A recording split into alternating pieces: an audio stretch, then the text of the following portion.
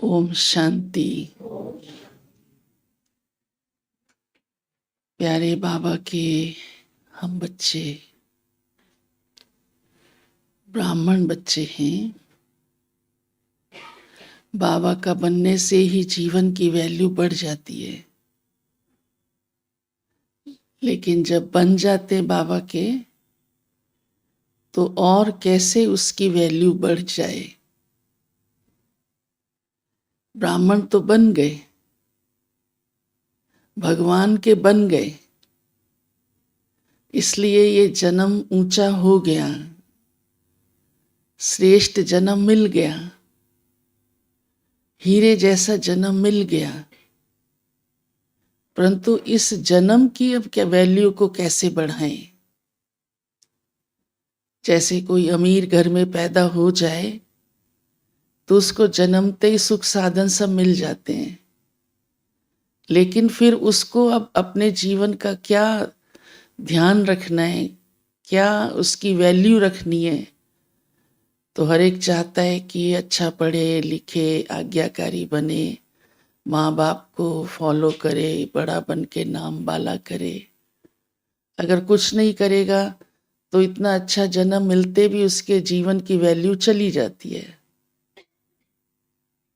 तो आज प्यारे बाबा ने भी हमें समझाया है, ब्राह्मण बनने के बाद आपको अपने जीवन की वैल्यू कैसे बढ़ानी है। तो उसमें आज प्यारे बाबा ने जो बात विशेष कही है कि सेवा करने से आपके जीवन की वैल्यू बढ़ेगी। यही जन्म है जब हमें ईश्वरीय सेवा करने का अवसर मिलता है, भाग्य मिलता है। और किसी भी जन्म में ईश्वरीय सेवा का भाग्य नहीं है।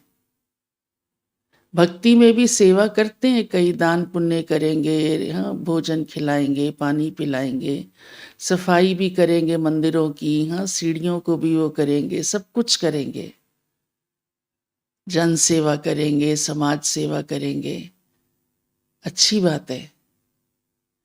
पर जब हम ब्राह्मण बन गए, बाबा के बच्चे बन गए, ज्ञानी बन गए, योगी बन गए, तो अब क्या करना होगा।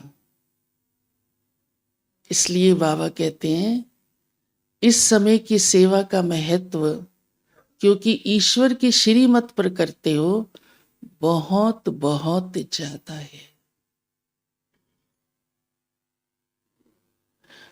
दुनिया में भी सेवा का रिटर्न मिलता है, लेकिन इतना नहीं, अल्पकालिक, एक जन्म का।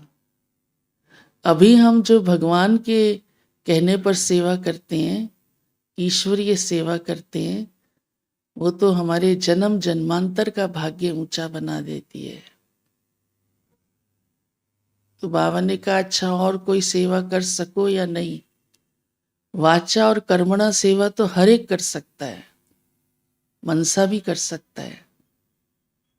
अच्छा वाचा भी सब नहीं कर सकते हो तो कर्मणा तो सब कर सकते हो, सब भी कर सकते हो, कोई बड़ी या छोटी। और कर्मणा सेवा की बड़ी वैल्यू होती है। कर्मणा सेवा से ही तन भी निरोगी बनता है, शक्तिशाली बनता है। ऐसे कितने भाई बहनों का अनुभव है, बाबा के घर तन लगाया तो ये तन पहले से अच्छा हो गया। कईयों को मैं देखती हूँ, सचमुच आते इतने कमजोर होते हैं, कोई ना कोई बीमारी भी होती है, पर वो बाबा के घर सेवा करते रहते हैं, धीरे धीरे वो बीमारी भी गायब हो जाती है। भले दवाई भी खाते हैं पर वो बीमारी का रूप बदल जाता है, शरीर में शक्ति आ जाती है, हड्डियां मजबूत हो जाती हैं। तो बाबा कहते कर्मणा सेवा करो, अपना भाग्य बनाओ। मम्मा बाबा ने भी खुद कर्मणा सेवा करके दिखाई, दादियों ने भी, सब ने की, सब ने की। कर्मणा का बड़ा महत्व है। बाबा इसलिए देखो भोली दादी को बहुत याद करता था, उसको भी महारथियों की लिस्ट में रखता था।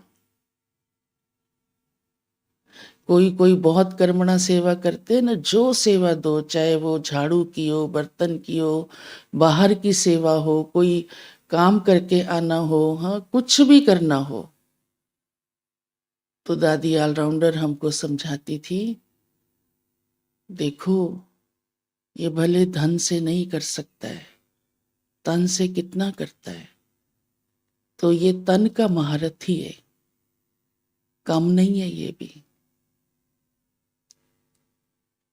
लेकिन हाँ ये जरूर है, साथ साथ धारणा भी चाहिए, वाचा भी अच्छी चाहिए।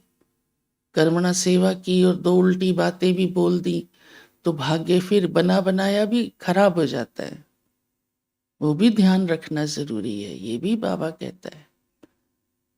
इसलिए आज बाबा ने कहा है, सबका भला तो सोचते हो, पहले अपना भला जरूर सोचो। अपना भला माना अपनी आत्मा को सुधारना, बाबा ने कहा योग करना, स्थिति अच्छी रखना, खुद की स्वोन्नति सोचना, तो हमारी धारणाएं भी वैसी हों, वाचा भी वैसी हो, तो फिर तो कर्मणा सेवा सोने में सुहागा है। तो ऐसी आत्माएं सबको कितनी प्रिय लगती हैं, लगती है ना, जो हड्डी सेवा करती हैं, दिल से सेवा करती हैं। इस रीति से आज बाबा ने हम बच्चों को विशेष कहा है कि स्वयं का भी भला करो, औरों का भी भला करो, और भला करने वाले ही दुआओं के पात्र बनते हैं और उन्हीं की ही उन्नति होती है।